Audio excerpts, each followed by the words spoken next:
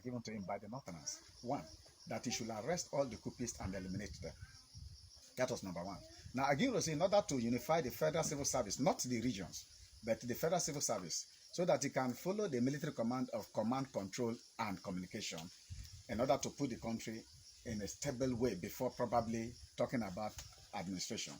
Now, enacted the Decree 34, Unification Decree. And this decree was one thing that led the Fulani-led government of the time that had a vacuum, because they never wanted the government to be handed over to anybody. You remember Ahmad Bello's comment, ruthlessly prevented not to hand over to anybody. So when an Igbo man became the head of state, they felt that it was Igbo people that flawed Igbo, whereas it was not just Igbo. And now Igbo man became the head of state. They got furious. And he now unifying with that unification decree. They forgot to know that he was not unifying the regions. It was only unifying the federal civil service. But they asked him to withdraw that unification decree. In fact, the northern elders asked Hassan Osman Kassina, the then Kaduna, the northern governor, the military governor, to tell Agin Rossi to withdraw that unification decree. Otherwise, they would declare Northern Nigeria Republic from the rest of Nigeria. So that was gone. But because he did not do what they wanted, they gathered, and you all know the story. He was killed in Ibadan. And a Nembe man also was killed alongside him. That Nembe man was the orderly to Brigadier Zakaria Maimalabi too, and was also an orderly aide-de-camp to Agin Rossi in the Congo War in 1960. That Nembe man was still the same Gueststop Stephen. But Gueststop Stephen was not part of that death. Another Nembe man from Okpoma, whose name was Watson Dewario, was also killed, which many people do not know. And from that moment that Agin Rossi was killed, Motala became the ringleader that was the one leading to that second massacre, which they call the second coup. And when they killed him, they started killing people from barracks. They did not only do that. Every pregnant woman that is from this territory, if they catch you, they butcher you, bring the child, cut the head of the child like that. Some people, they put them with sticks, pin them with sticks, behead them, put the sticks on. These are things that were very gruesome, that they have hidden those histories.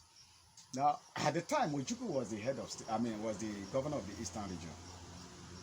So when this scenario unfolded, Ojukwu told Agin Rossi that he should be careful with using the North to be his aid. But Agin Rossi, being a patriotic man, the Igbos are very patriotic people. Sorry to say for others that may hate them, I don't care. But they are very patriotic people. Because of their patriotism, they were not seeing this danger. They were still talking about one Nigeria at the time. But when Ojukwu, being the governor, they made Gowon to be the head of state. Ojukwu said no, Gowon can never be the head of state. I'm summarizing into two. Ojukwu cannot be, Gowon cannot be the head of state. The reason is, Gowon was a lieutenant colonel after other Eastern lieutenant colonels. Then there were two senior officers from Yoruba land, Brigadier Babafemi Ogundipe and another Colonel Adebayo. So Ojukwu was saying that, look, at the death of Agin Rossi, let it be that the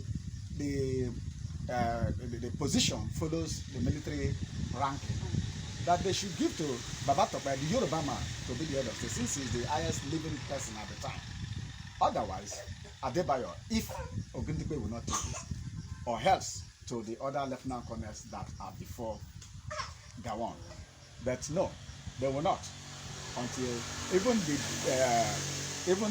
the American ambassador, Albert Matthew, the British High Commissioner, Sir Comin Bruce, all of them pressed on Motala. In fact, Motala and Major Martin Sadamu had written an address for Northern Nigerian Republic, handed that address to Gowon, who in turn handed that document to MD Yusuf, the then police special operation head.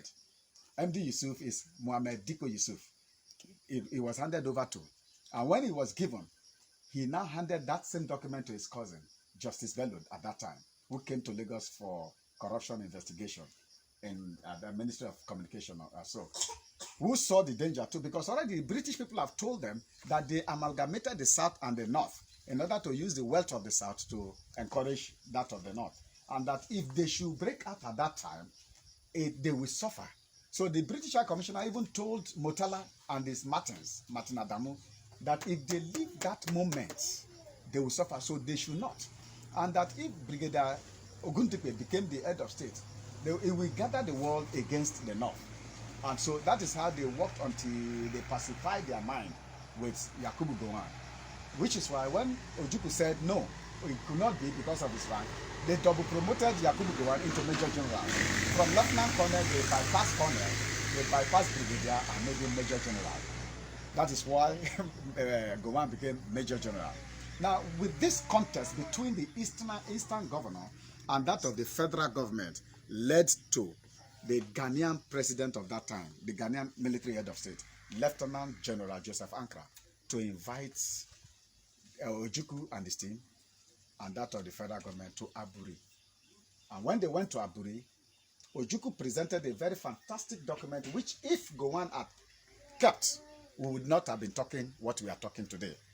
But that document was a Confederate Republic of Nigeria. You go back and study what Confederate Republic is. Because of time, I will not be able to go into that details.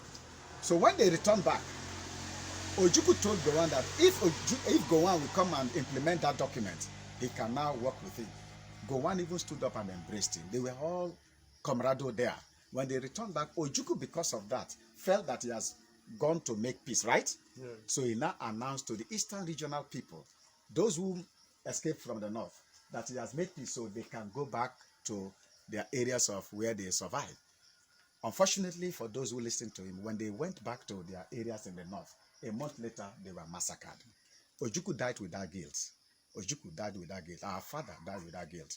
And when that happened, a Nembe people, the Nembe Ezon man, my own king, Mingiten, now called Ojukwu, in Port Harcourt, the king of Nembe, His Royal Majesty Osamade Francis Joseph Alagwa, Mingiten of Nembe, called Ojukwu to Port Harcourt. They met in Port Harcourt. And it was the Mingiten of Nembe that told him, you've done your best. That we thought, because Gowon, when he returned back, the federal government, BBC now made another recalcitrant publication or broadcast that the three governors and the head of state has bowed down to Ojukwu.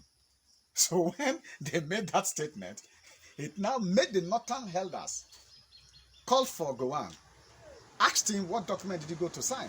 When they showed him, because they have been schooled by the British people, when he showed them rather, they say no, you have to withdraw from such document, go back to one Nigeria. So out of that, Gowon went to the public in his public address, said he cannot stand by that Aburi Accord, that go on with one Nigeria. So Ojukwu on his part said, no, on Aburi we stand. And because it became an impromptu thing, and at the point in time, they were still killing our people. They were massacring our people, even putting them in vehicles down to Port Harcourt, down to Odecha, down to Umuahia, down to Aba. That is what they were doing. They had the free will. And because Gowon cannot stop them, which is the reason the Mingiten of Nembe now met Ojukwu, and the Portuguese called this extrusion of the southern part into the sea, Biafra. The Portuguese called that area Biafra, although Biafra existed long before them. Are you understanding? Yes. But in the modern nomenclature of this territory, which is why if you look the old Nigerian map, from Bayelsa down to the east to Akwa Ibom, we have this as Bat of Biafra. Then from Bayelsa to the west, we have Bat of Benin. Then the old water is called the Gulf of Guinea. So because our king felt that the Bat of Biafra involves his own kingdom, and to be an all-inclusive thing, he took it to Ojukwu and said, look, Gowon cannot protect us anymore. So use this name and call the eastern region, which includes us, as Biafra, to be a country of our own away from Nigeria. That is one thing we have to mention here clearly. I'm mentioning this so that our Igbo cousins too will understand. Ojukwu did not wake up to just declare it, because he's a very trained historian and a senior military officer. So he asked my king, did you discuss this with your coastal elders? That's number one. Two, he told them that if he declares, the Nigerian side will wage war, because one, it was an impromptu thing that we never planned for, and that we have not even done international consultation. We don't even have money. But because when you see